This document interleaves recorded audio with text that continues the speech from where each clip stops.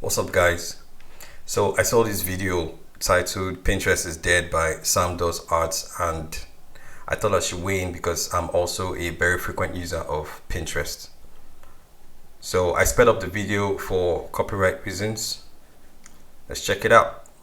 What's up, guys? Welcome. Today we're going to go on a bit of a rant, so please make yourself comfortable. Now, as many of you guys know, I'm an artist, so I'm an avid user of Pinterest. It's my absolute #1 go-to source for finding references and inspiration. But over the past year or so, myself and a lot of other artists have noticed that Pinterest quality has been declining significantly, and it's all thanks to AI. First, let me just see if I can show you guys an example. So from the perspective of an artist searching for inspiration, I'm going to look up something like art style semi-realistic, and I'm seeing some great pieces from artists that I actually recognize, like Ilya Krushinov over here. So at first glance, this seems Okay, so I'm also going to do the same search, art style semi-realistic. So I did a search and this is what my feed looks like. It's interesting. Oh, funny enough, I got the same search result he got. Okay. seems like a pretty solid result. I can actually get some inspiration here. But oh, my sweet innocent child, just you wait. We're gonna scroll down here just a little bit. And oh my goodness, look at this. What a cool piece. I'm gonna just click on this. Now this piece to me looks a lot like an AI piece, especially with some of these artifacts in the mouth. Some of these random elements here that don't really match up with the hair on the other side. You could zoom in and also make a case for the collar looking a little bit weird. But hey, this could also just be someone's artwork, right?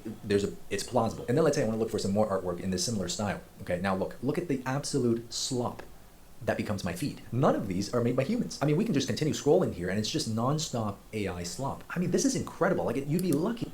Okay, so back to my search results.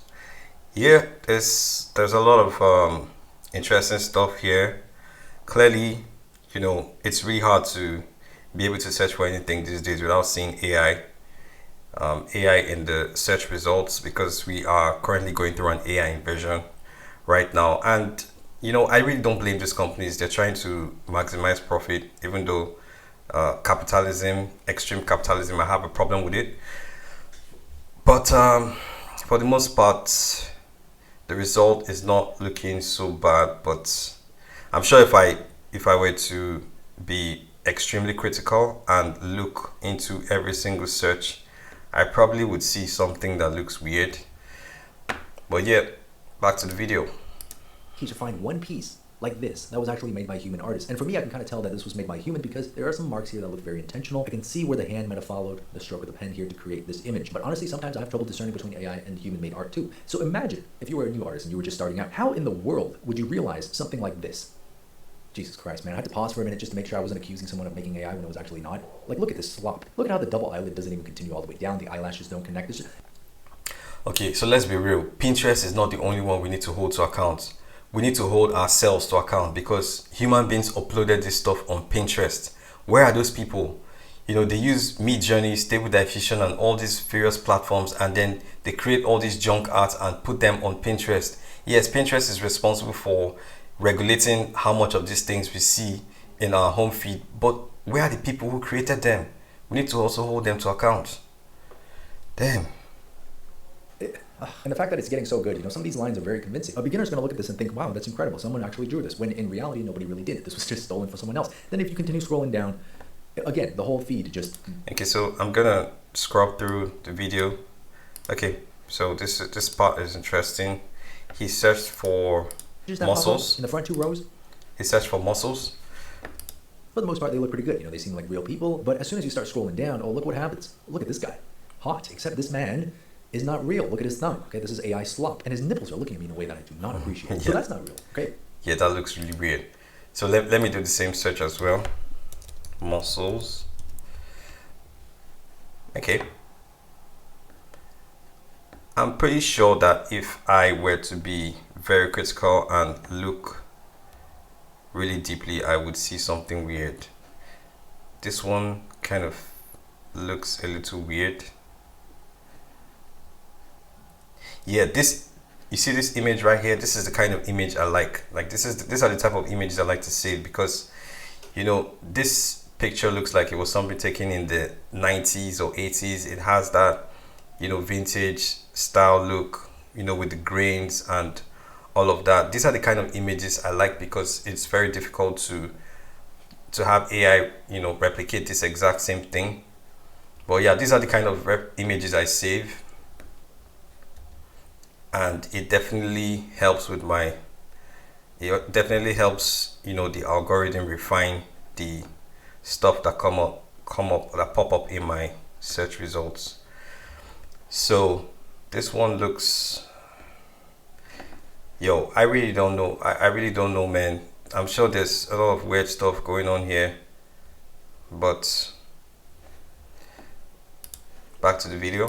If you want to study anatomy and you base it off of this, well, you're going to get the abs all wrong because I don't know what is going on here. Now, why don't we just scroll down and see if we can find something else, something a little bit more reliable. Maybe this one. But once again, this is AI. Again, look at the slump. Look at this belt buckle. It doesn't make any sense. The thumbs don't make any sense. Look at the striations in his deltoids. Okay, they do not connect that way. These are your delts. These are your biceps. Your biceps are going to sit in front of your delts, and there's going to be a valley between your delts and your biceps. They do not connect. Now turn your attention back to this slump. Okay, look at this delt. It goes right into the bicep. It connects directly to the bicep. What kind of anatomy is this? Now, some of these other parts are actually pretty convincing. But again, if you're a new artist and you were to base all of your studies off of AI slop like this, there's going to be a lot of small details that you just don't end up getting right. And that's going to be the final factor that gives your work that uncanny valley strange look that nobody wants. So I got it.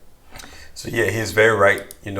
This is the reason why I don't like to have suggestions or save or draw inspiration from AI, because I think that, apart from the fact that most of the AI, images out there are very imperfect, I don't like the idea of drawing inspiration from machines, because if you think about it, it's like it creates this weird loop, because machines draw inspiration from real people, artists, but then if we artists get to start drawing inspiration from machines, then we're creating this closed loop where nothing new comes into the creative process. So I'm not a fan of drawing inspiration from AI. I'm really not against AI as a technological tool.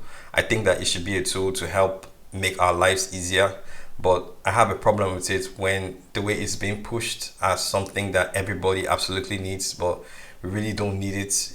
We need it as a tool, but we really don't need it right now. There shouldn't be so much urgency in the way that it's being pushed, and right now they're just forcing this thing down our throats, and it's just really annoying.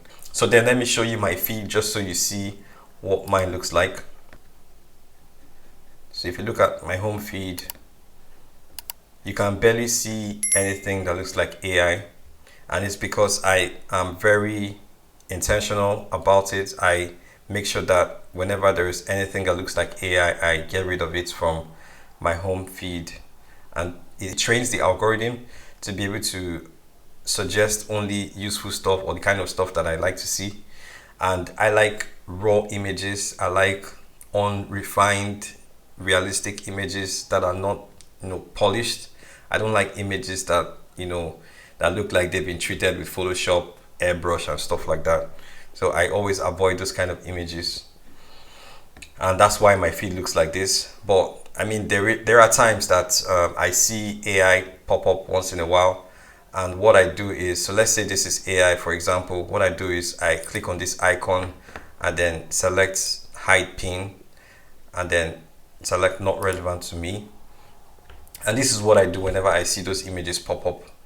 The more you do this, it helps to train the algorithm to suggest only the kind of stuff you want to see. Another thing I do is I go to home feed tuner. So when you click on home feed tuner, you see like different suggestions based on what you've looked at. So what that means is that the Pinterest algorithm is trained by what you look at, the images you click on. So these are some of the images I've looked at today, and if I don't want the Pinterest algorithm to be trained by these images, I'll just click on turn off all, and if you scroll down you can see the ones from the previous day. So this is from today. I can turn it off. This was from yesterday, and I can turn it off as well. So this is what I usually do, and you have to do this regularly so that it gets to train the algorithm to be more specific, to give you exactly what you want. So this is my own profile on Pinterest, and I have been using Pinterest for a while, I think about 7 years. This collection, for example, character design is 6.7 thousand pins. This one, concept art, is 2.8 thousand pins. Boss, 7.1k. African fashion, 4.9k. So I use Pinterest almost every day, 30 minutes to an hour at least every day for the past 3 to 2 years, every day consistently. But I've been active on the platform for close to 7 years. So I thought to share this information with people out there, so it's not just doom and gloom. You know, because after watching that video, you could think that Pinterest is completely useless, but it really isn't. It just depends on how you use it. And another thing I do is I use this tool. First of all, let me just say that I don't work for Pinterest. I am not paid by Pinterest or anybody to do this video. I'm just doing it because I feel like there could be people out there who would find this useful. I use this tool called Pin Toolbox. So Pin Toolbox is an add-on on Chrome. And what this does for me is that it helps me to be able to download all my images, like all the images in my boards from Pinterest, so that I can back that up to a hard drive. Because you know, you never know, with all the craziness going on, you spend all these years collecting all these photos, you need that to be protected. You need to be able to safeguard, you know, those photos. So I use this tool. The free version it's only limited to 15 boards. You can only download 15 pins rather.